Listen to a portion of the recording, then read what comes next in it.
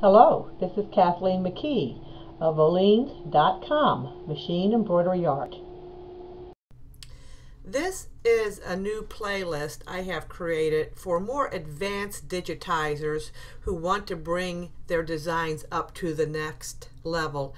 They want them to be what we call more production friendly. This example I'm going to use in the old PE Design Next because the PE Design 10 breaks it up in so many pieces, it's harder to edit it. So I'm going to start out by going to the design setting page, and under the output you see the jump stitch trimming. This says that it is going to not trim, it will jump, but it won't trim unless the stitch length is over 2 millimeters, and that's about where I like it, so I'm gonna just say okay for that. When this design was sent to my website Oleans.com, the viewer wanted me to analyze it, and when I looked at it, there really wasn't much I could fault in it. It's digitized very well. As you can see, it looks good in the realistic preview as well. And let me ungroup it so we can take apart the pieces. You can see that the density was correct. We have a half stitch to keep those stitches. I always forget that sometimes too. It has undersewing. So it was digitized to look very nice. The problem with this design is that it has 1, 2, 3, 4, 5, 6, 7, 8, 9, 10, 11, 12, 13, 14, 15, 16 trims. That means the machine is going to stop and trim and then jump. Well, each one of those trims takes anywhere from, I think it's 8 to 12 seconds. I'm not sure. Every machine is different. Eats up a lot of time. So let's go back and group this design so that if I knock something, it won't knock it out of alignment. And I'm going to do all of this with the manual punch as the original digitizer did. And I have a nice lime green so we can see the contrast. We're going to get up close and start out with my running and start with my top bottom. Now I'm doing all this on the keyboard. As you know, when I digitize, my fingers are always on the keyboard. The shortcut Z is for the straight block, the X is for the curved block, and the V is for the running. So and I'm not trying to get this to look so perfect. I just want to show you how we can eliminate the jump stitches, or I should say the trim stitches. Jumps are okay in this design. We just don't want it to stop and trim. So we're doing our top, bottom, top, bottom. And I'm going to go back to straight so I can get around this curve. Go back to a curve. Go to a straight. And then when I get to this point, I'm going to stop and go to a running stitch and take care of this part of the design. Go back to block, stop, go to running, go back to block, go back to a running stitch, and then start here with the top, bottom, top, bottom. Get to here, go back to a running,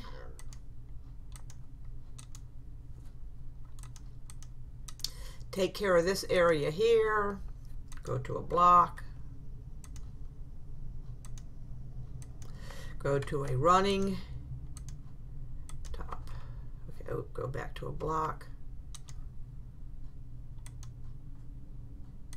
go back to a running, take care of this area here, about right there, send out the running, take care of, we want it to end on that side. Be careful because you don't want to end up on the left side or the wrong side, I should say, of any part that you're digitizing. So go back to a block,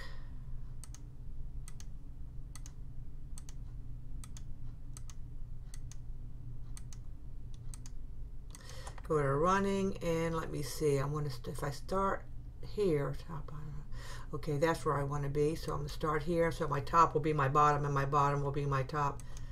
And now we're going back, and we're going to cover up all this running stitch that we had sent out. And it really doesn't take that long for your machine to send out a running stitch, all that area.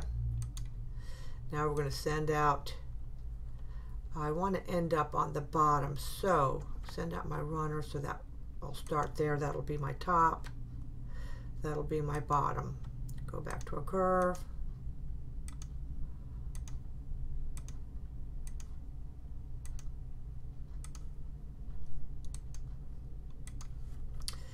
And now looking here, I can see if I end up here, that's going to be longer than 2 millimeters, and it will stop and trim there. So I'm going to make this the meet-up point between these two areas here, because it looks like that is the shortest distance. So now I'm going to send out the runner, bottom,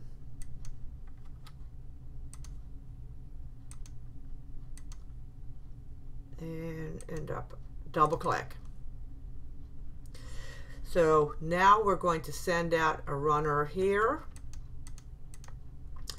and the closest point between these two objects looks to be the top line as opposed to the bottom part of the, so I will make my top the bottom, the bottom the top. Okay, change that to a curve block.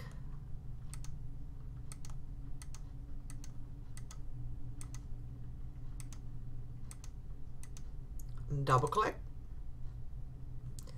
and send out a runner. Let's see, the closest point, it looks like to be here, so I want to start on the bottom there. Go to a curve block,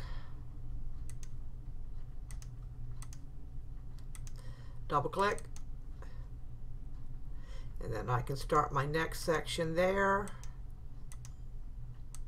Double click, go back to a runner and start here, and I see that it's closer between the top areas than it is the bottom, so I'm going to top bottom this way.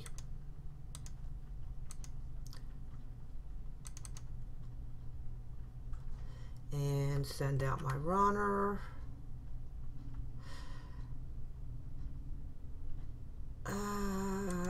Yeah, I'm trying to decide if I should do this part first and then jump, but I think I'm going to see what happens here.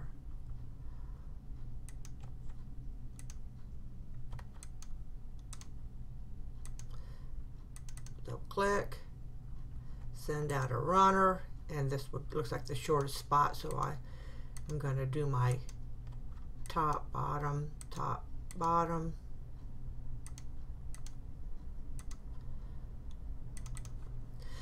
I hope your eyes aren't starting to glaze over at this point, but let's face it, embroidery digitizing, there is a lot of eyes glazing over. It's kind of like solving a maze that we used to do when we were kids. Well, I guess I'll start here. I'm just curious as to how many, oops, I started backwards. I need to end up with it on the top, so I need to send out a runner. Start on the bottom, so I'll end up on the top.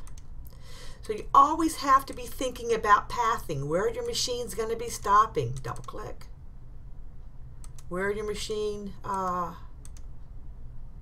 is going to be starting. Double click.